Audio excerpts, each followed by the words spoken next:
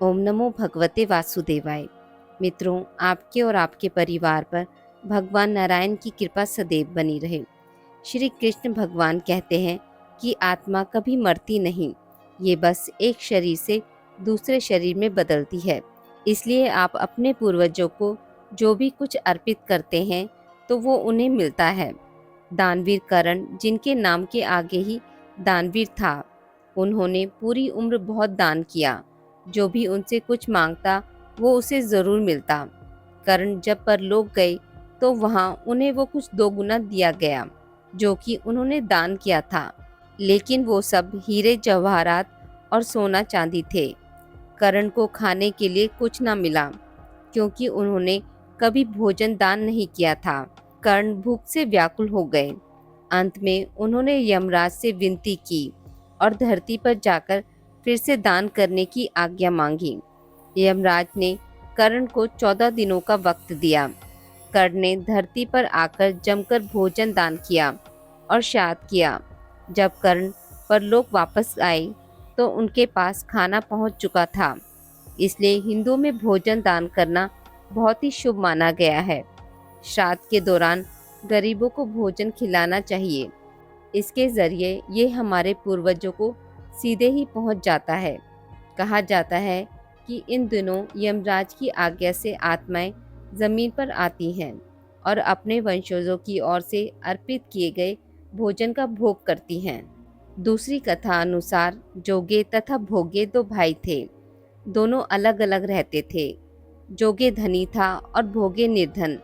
दोनों में परस्पर बड़ा प्रेम था। जोगे की पत्नी को धन का अभिमान था, किंतु भोगे की पत्नी बड़ी सरल हृदय की थी। पितृपक्ष आने पर जोगे की पत्नी ने उससे पितरों का श्राद्ध करने के लिए कहा, तो जोगे इसे व्यर्थ का कार्य समझकर टालने की चेष्टा करने लगा। किंतु उसकी पत्नी समझती थी कि यदि ऐसा नहीं करोगे तो लोग बातें बनाएंगे। फिर उसे अपने मायके वालों को दावत पर बुलाने और अपनी शान दिखाने का यह उचित अवसर लगा।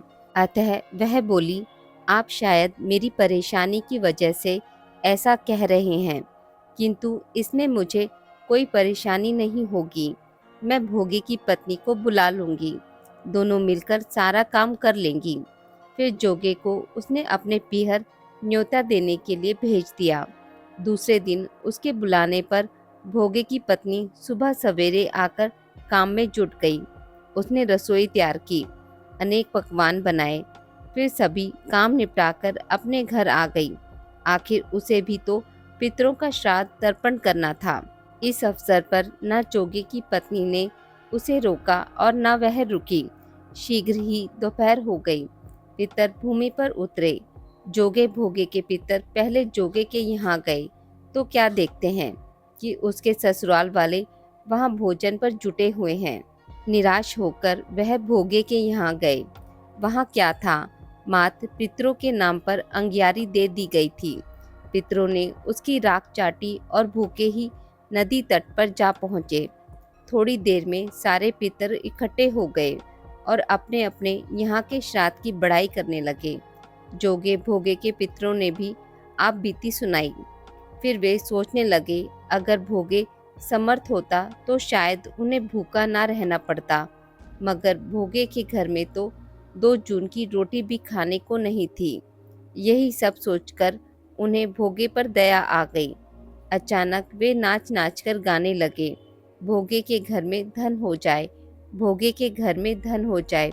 सांझ हो गई। भोगे के बच्चों को कुछ भी खाने को नहीं मिला था। उन्होंने माँ से कहा, भूख लगी है। तब उन्हें टालने की गरज से भोगे की पत्नी ने कहा, जाओ, आंगन में हौदी औंधी रखी है, उसे जाकर खोल लो और जो कुछ मिले बांटकर खा लेना। बच्चे वहां पहुंचे तो क्या देखते हैं कि हौदी मोहरों से भरी पड़ी है। वे दौड़े दौड़े माँ के पास पहुंचे और उसे सारी बातें बताई।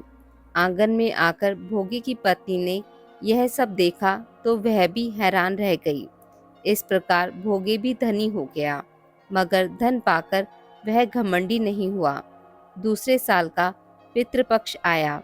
श्राद्ध के दिन भोगे की पत्नी ने 56 प्रकार के व्यंजन बनाए, ब्राह्मणों को बुलाकर श्राद्ध किया, भोजन कराया, दक्षिणा दी, जेठ जेठानी को सोने चांदी के बर्तन में भोजन कराया। इससे पितृ बड़े प्रसन्न तथा तृप्त हुए। आज की इस वीडियो में बस इतना ही। मित्रों, अगर आपको मेरी वीडियोस पसंद आती हैं तो इसे लाइक और शेयर ज़रूर करें और पूजा पाठ से जुड़ी जानकारी के लिए मेरे चैनल को सब्सक्राइब करना ना भूलें। धन्यवाद।